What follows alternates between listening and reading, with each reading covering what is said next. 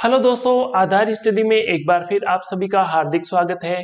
दोस्तों, रीट और सीटेट 2020 को लेकर अपन शिक्षा मनोविज्ञान का अध्ययन कर रहे थे। शिक्षा मनोविज्ञान में जो लास्ट वीडियो था वो मनोवैज्ञानिकों से संबंधित था कि किस मनोवैज्ञानिक ने किस अवधारणा पर काम किया है, कौन से उन्होंने सिद्धांत दिए हैं या कौन सी उन्होंने किताबें लिखी है और उनसे जुड़े हुए क्वेश्चन एग्जामों में कैसे पूछे जाते हैं। ये सब अपने पिछले वीडियो में चर्चा की थी। आज के इस वीडियो में अपन बात करेंगे अधिगम को प्रभावित करने वाले तत्व या कारक कौन कौन से होते हैं। आपने सिलेबस अगर देखा हो तो आपके सिलेबस में ये टॉपिक, ये पॉइंट ऐसे कैसे दे रखा है, अधिगम को प्रभावित करने वाले कारक या तत्व। और यहाँ से एग्जामों में क्वेश्चन भी पूछे जाते हैं और बहुत अच्छे क्वेश्चन यहाँ से पूछे जाते हैं। तो आज का ये वीडियो आपके लिए काफी महत्वपूर्ण होने वाला है। दोस्तों, अगर आप हमारे चैनल पर नए हो और अभी तक आपने हमारे चैनल को सब्सक्राइब नहीं किया है तो आप अभी जाकर सब्सक्राइब कर लीजिए। आपको रीट भर्ती से जुड़े हर अपडेट और हर वीडियो हमारे चैनल पर आपको मिल जाएगा। दोस्तों, स्टार्ट करते हैं आज का वीडियो। अधिगम को प्रभावित करने वाले कारक या तत्व कौन कौन से हैं। दोस्तों, अधिगम को प्रभावित करने वाले कारक या तत्वों को अपन कुछ भागों में डिवाइड कर सकते हैं। जैसे कुछ मनोवैज्ञानिक कारक होते हैं, कुछ शारीरिक कारक होते हैं, कुछ वातावरण से संबंधित कारक या तत्व होते हैं। इसके अलावा कुछ इन तीनों के अलावा भी कुछ अन्य कारक हो सकते हैं।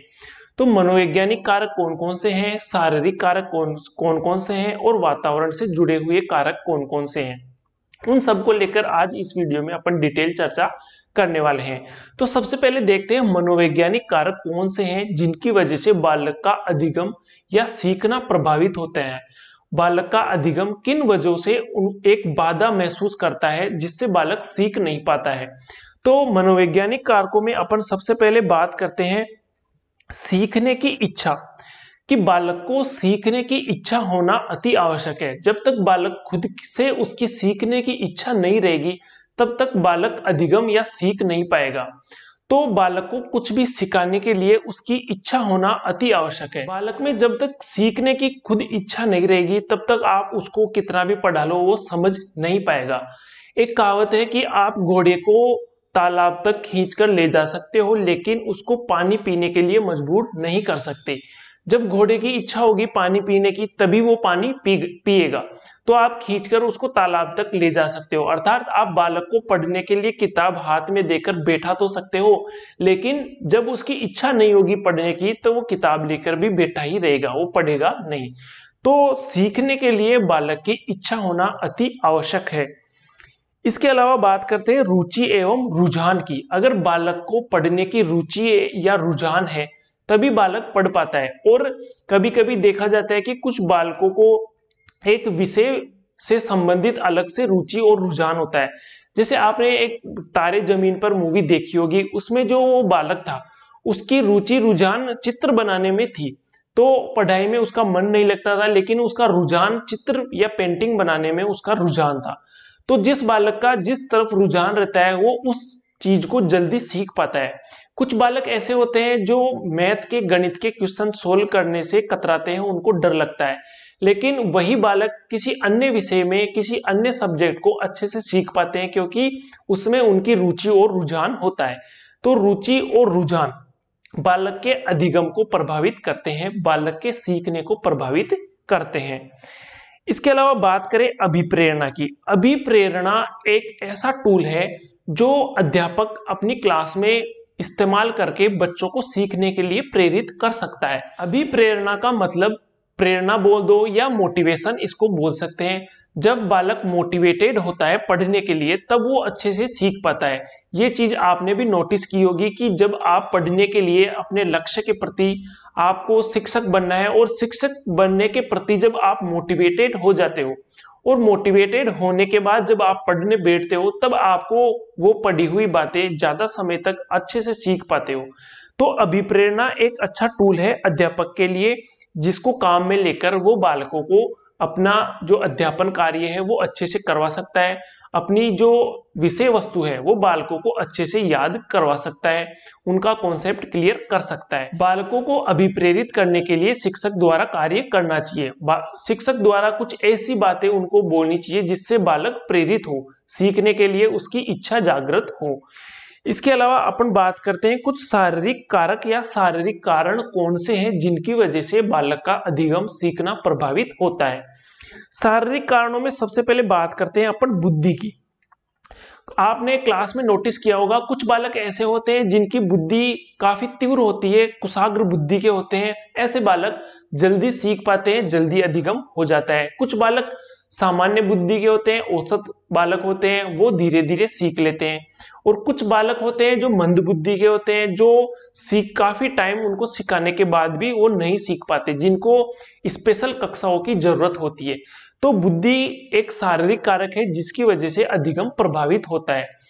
इसके अलावा शारीरिक कारकों में बात करें मानसिक स्वास्थ्य की। जिस बालक का मानसिक स्वास्थ्य ही ठीक नहीं होगा वो बालक सीख नहीं पाएगा, अधिगम नहीं कर पाएगा। मानसिक स्वास्थ्य किन्हीं भी कारणों की वजह से मानसिक स्वास्थ्य बालक का खराब हो सकता है। जैसे उसके घर में काफी लड़ाई होती हो, मम्मी पापा आपस में झगड़ते हो, या कोई भी आर्थिक कारण हो, या उसको सामाजिक तिरस्कार झेलना पड़ रहा हो जिस वजह से उसका मानसिक स्वास्थ्य खराब हो गया हो, या वो डिप्रेशन में हो। इस वजह से बालक सीख नहीं पाते। ये चीज आपने भी नोटिस की होगी, जब आपका मन खिन्न सा रहता है तब आप पढ़ने बैठते हो तो आप पढ़ नहीं पाते। उसके लिए आपका मानसिक स्वास्थ्य अच्छा होना चाहिए, आपकी सोच सकारात्मक होनी चाहिए, तभी आप जो पढ़ते हो वो आपके माइंड में हमेशा के लिए बना रहता है। तो ये कुछ शारीरिक कारण है। इनमें देखते हैं, एक आता है परिपक्वता। परिपक्वता बालक के सीखने को काफी प्रभावित करती है। जैसे एक 2 साल का बालक है और 2 साल के बालक को अगर आप ठोस, द्रव्य, गैस इत्यादि आप समझाने उसको बैठोगे तो वो नहीं सीख पाएगा, नहीं समझ पाएगा। अगर 2 साल के बालक को आप गुणा और भाग करना उसको बताओगे तो वो नहीं सीख पाएगा। क्यों? क्योंकि वो अभी तक इतना परिपक्व नहीं हुआ कि वो इन सब चीजों को सीख सके। लेकिन वही बालक जब बाल्यावस्था में आ जाता है तब आप उसको गुणा भाग सिखाओगे, वो आसानी से सीख लेगा, पहाड़े भी याद कर लेगा। और आप उसको ठोस, द्रव्य, गैस इत्यादि बताओगे तो वो बाल्यावस्था में सीख लेगा। लेकिन कुछ कॉन्सेप्ट ऐसे होते हैं जो बालक किशोर अवस्था में आकर सीख पाता है। तो जो क्लास वाइज सिलेबस आपको विद्यालय में बनाया हुआ होता है कि कक्षा 8th में ये पढ़ना है, 9th में ये, 10th में ये, वो परिपक्वता को ध्यान में रखकर बनाया जाता है। इसके अलावा बात करते हैं आगे अपन कुछ वातावरण संबंधी कारक या वातावरण संबंधी कारण कौन से हैं जिनकी वजह से बालक का अधिगम या सीखना प्रभावित होता है। सबसे पहले बात करते हैं शैक्षिक पृष्ठभूमि की।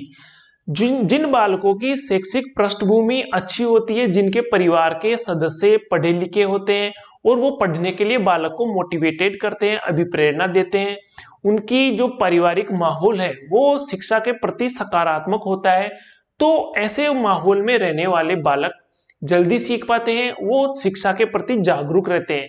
और कुछ परिवारों में ऐसा होता है, कुछ जगह माहौल ऐसा रहता है जो शिक्षा को लेकर बिल्कुल भी सीरियस नहीं होते, तो वहां के बालक कम सीख पाते हैं, सीखने में रुचि कम दिखा पाते हैं। कुछ अपवादों को अगर छोड़ दे तो ये बात सामान्य रूप में अपने को देखने को मिलती है।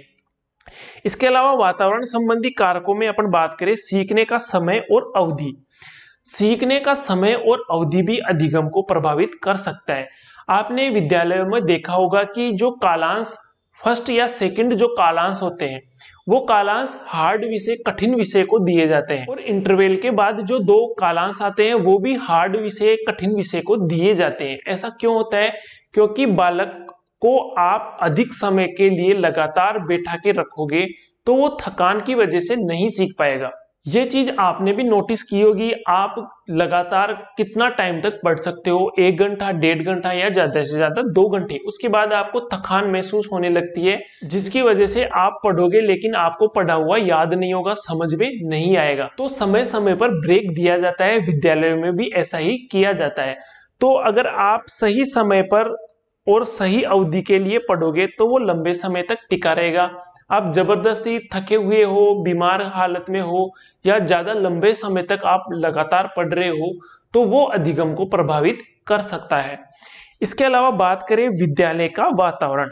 जिन विद्यालयों में वातावरण खराब होता है वहां की शिक्षा अच्छी नहीं होती। जिन विद्यालयों में अनुशासन नहीं होता है वहां पर जो पढ़ने वाले बालक होते हैं वो कम सीख पाते हैं, उनका मानसिक विकास भी कम होता है, वो चीजों को कम समझ पाते हैं। और जिन विद्यालयों का वातावरण शिक्षा को लेकर सकारात्मक या अच्छा वातावरण, अनुशासन प्रिय होता है, वहां के बालक जल्दी सीख पाते हैं। जिन विद्यालयों का वातावरण खराब होता है, शिक्षक बच्चों के सामने ही झगड़ रहे हैं, तो वहां के जो बालक हैं वो अधिगम करने में बाधा महसूस करते हैं। तो विद्यालय का जो वातावरण होता है वो अधिगम के लिए काफी महत्वपूर्ण होता है।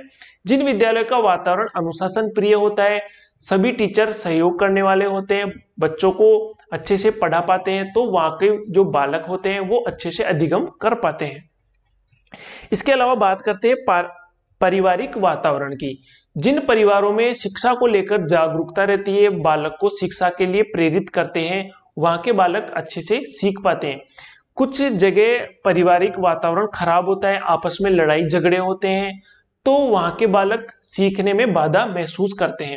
कुछ परिवारों में आपस में काफी लड़ाई झगड़े होते हैं, जिसकी वजह से बालक का पढ़ने में मन नहीं लगता, उसका मन उचट जाता है। तो पारिवारिक वातावरण, पारिवारिक माहौल बच्चे को शिक्षा देने में काफी अहम भूमिका निभाता है।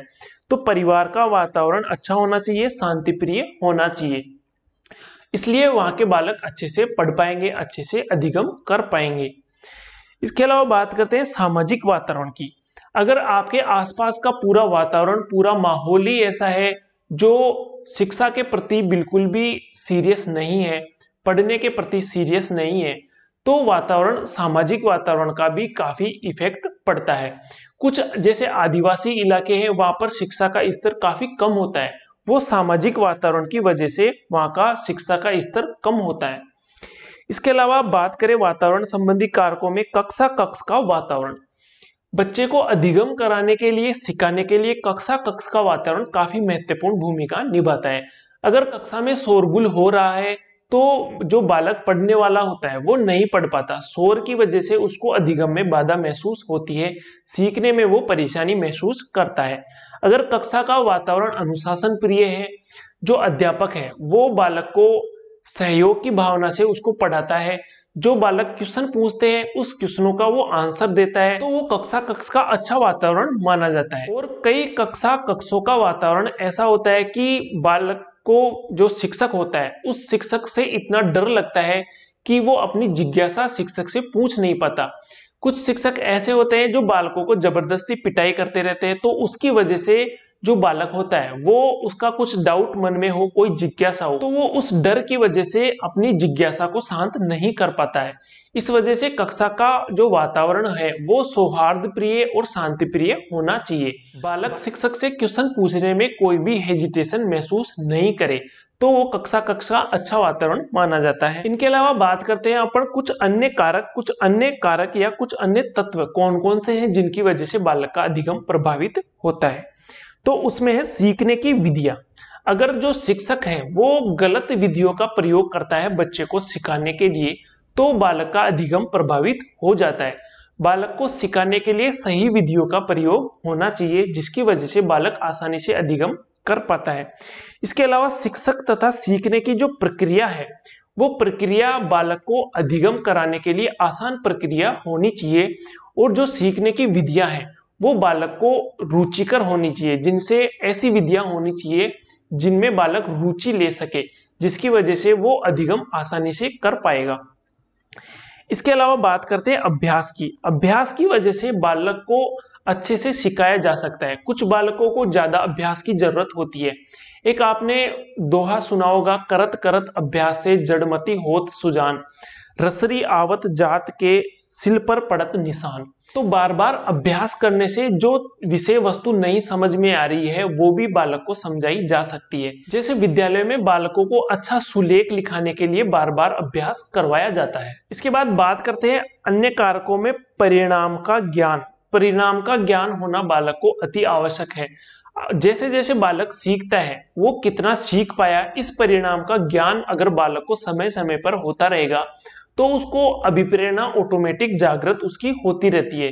इसी वजह से विद्यालयों में समय समय पर टेस्ट लिए जाते हैं, मौखिक परीक्षाएं ली जाती है, अर्धवार्षिक परीक्षाएं ली जाती है, ताकि वो बालक कितना सीख पाया इसका उसको समय समय पर परिणाम का उसको ज्ञान होता रहे, ताकि वो अपने जो सीखने के एफर्ट है, अगर उसको कहीं कमी महसूस होती है तो उसको वो सुधार पाता है।